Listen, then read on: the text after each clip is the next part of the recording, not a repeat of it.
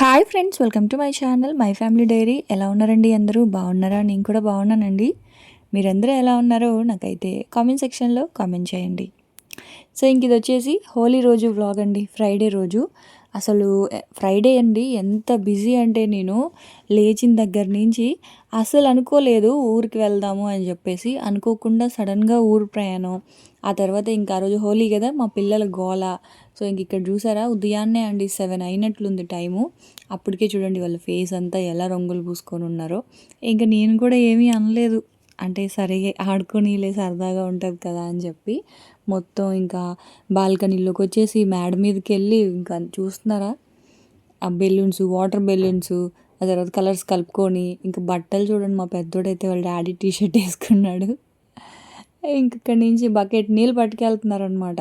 నేను అప్పటికి చెప్తున్నా, అరే కింద కదరా పట్టుకోవాలి, పైన నుంచి మోసుకెళ్తున్నారు ఏంట్రా అంటే, కింద ఆంటీ వాళ్ళు ఏమైనా అంటారమ్మా అని చెప్పి ఇంక పైన నుంచి అలా బకెట్లు బకెట్లు వాటర్ అనమాట.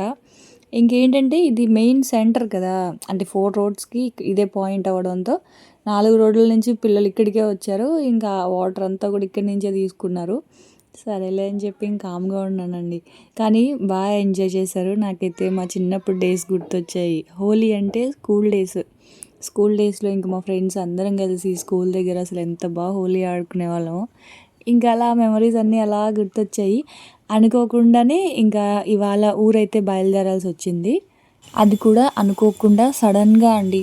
2 డేస్ ముందు మా అమ్మ అయితే చెప్తూ ఉందన్నమాట, రంగనాథ స్వామి తిరునాళ్ళు ఉంది అని చెప్పి. నెల్లూరులో చాలా బాగా చేస్తారండి రంగనాథ స్వామి, తెలిసే ఉంటుంది.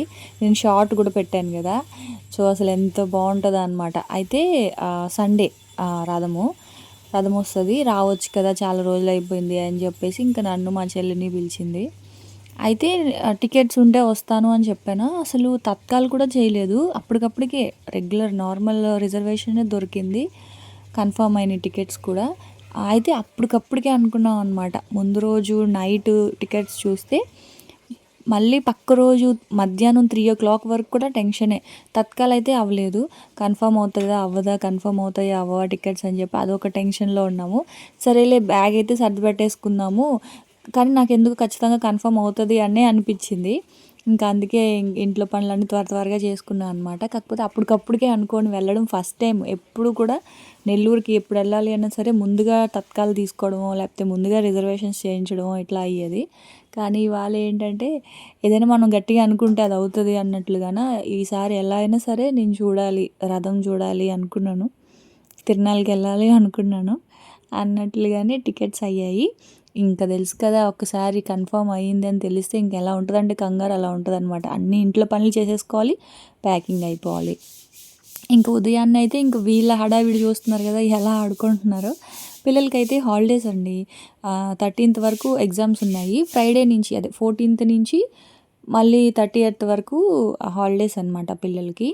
ఇప్పుడు 15 days హాలిడేస్ ఇచ్చారు. మళ్ళీ మేలో మళ్ళీ హాలిడేస్. ఏప్రిల్ అంతా హాఫ్ డే స్కూల్స్ ఉంటాయి. మళ్ళీ మేలో హాలిడేస్ ఇస్తారు, సమ్మర్ హాలిడేస్. పిల్లలకైతే ఇంకా ఈ అకాడమిక్ ఇయర్ అయిపోయిందనమాట. పెద్దోడికి 7th అయిపోయింది, చిన్నోడికి 5th అయిపోయింది. ఇప్పుడు మళ్ళీ ఈ 15 days హాలిడేస్ ఇచ్చేసి మళ్ళీ ఏప్రిల్లో స్కూల్స్ రీఓపెన్ అవుతాయి. అప్పుడు మళ్ళీ మేలో హాలిడేస్ ఇచ్చినప్పుడు అప్పుడు మళ్ళీ నా దగ్గరికి వస్తారు కదా ఎవరో ఒకళ్ళు. సో అప్పుడు నా అంటే శ్రావణి వాళ్ళు కానీ లేకపోతే భవానీ వాళ్ళు కానీ లేదా తమ్ముడు వాళ్ళు కానీ ఎవరో ఒకళ్ళు వస్తారులే, ఈసారి మనం వెళ్దాంలే అని చెప్పేసి ఇంక ఈ 15 days ఇట్లా ప్లాన్ చేశాను అనమాట. సో ఇంకా ఫుల్ బిజీ అండి. అసలు ఇవాళ అయితే నేను అసలు చాలా రెసిపీస్ అనుకున్నాను ముందుగా. అంటే నెల్లూరు వెళ్ళే ముందు పిల్లలకి చాక్లెట్స్ నేను ఇంట్లో చెయ్యాలి, కేక్స్ చేసుకొని వెళ్దాము, ఆ తర్వాత రొయ్యల పచ్చడి పెడదాము, చాలా అనుకున్నాను.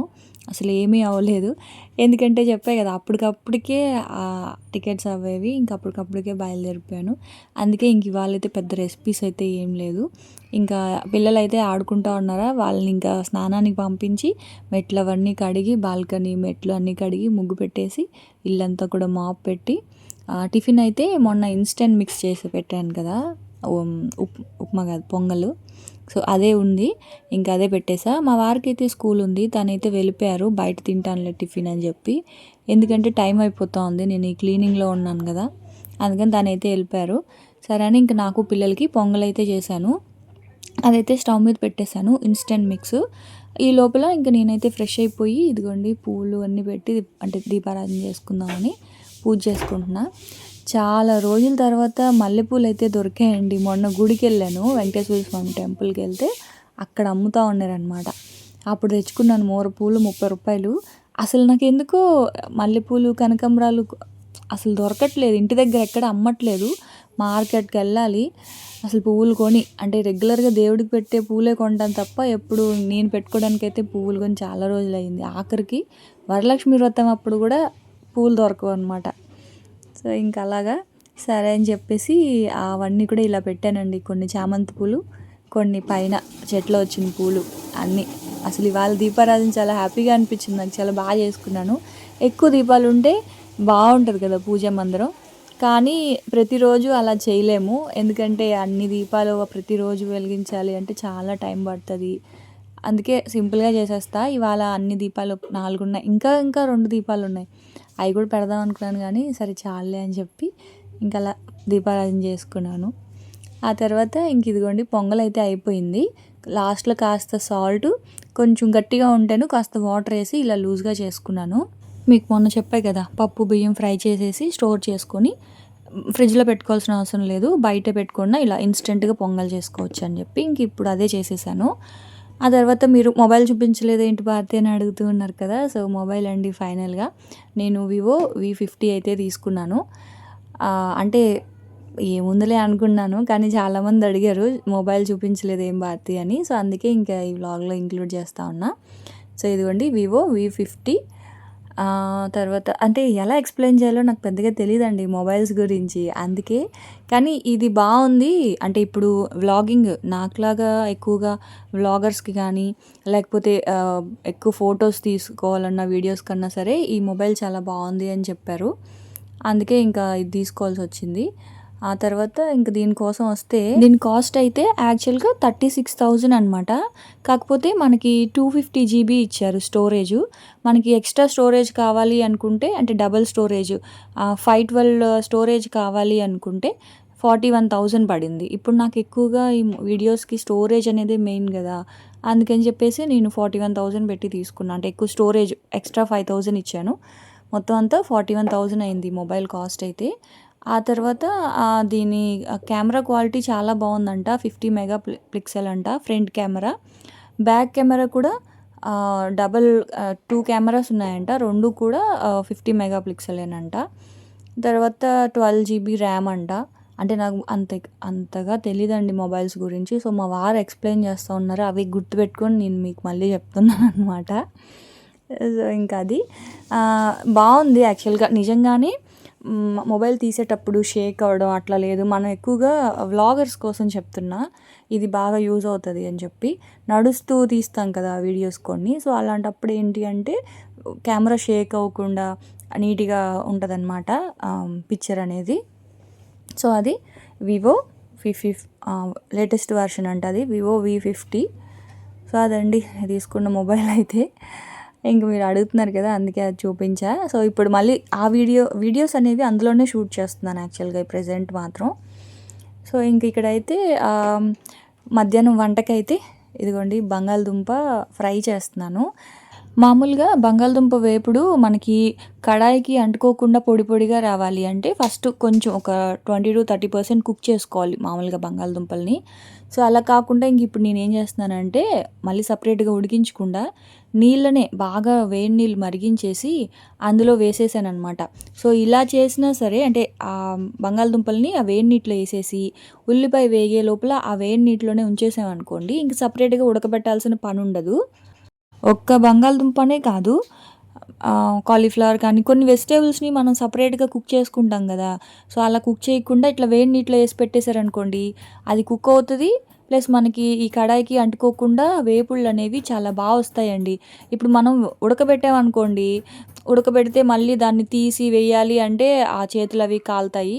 సో డబల్ పని అవుతుంది కదా. ఇట్లాగా మనం కట్ చేసేటప్పుడే కనుక వేడి నీటిలో వేసేసామనుకోండి, అది హాఫ్ కుక్ అవుతుంది, ప్లస్ ఏమంటారు ఇట్లా వేయించేటప్పుడు కూడా మనకి బాగా వేగుతాయి అన్నమాట. సో ఇంక ఇవాళ ఏంటంటే మజ్జిగ పులుసు చేసేసి సింపుల్గా బంగాళదుంప వేపుడు అయితే చేసేసాను. ఆల్రెడీ మీకు ఈ రెసిపీ చాలాసార్లు చూపించాను. కాకపోతే ఇట్లా వేడి నీటిలో వేయడం వల్ల వేపుళ్ళు బాగా వస్తాయి అని మీకు ఒక చిన్న టిప్ షేర్ చేద్దాం అనుకున్నా. కాలీఫ్లవర్ కానీ బంగాళదుంప కానీ ఇట్లాగనమాట. కొన్ని కొన్ని వెజిటేబుల్స్ మనం వేడి నీటిలో ఉడకబెట్టి చేసే వెజిటేబుల్స్ ఉంటాయి కదా, సో అవి ఇలా కనుక వేడి నీటిలో నానబెట్టి చేస్తే బాగా వస్తాయి.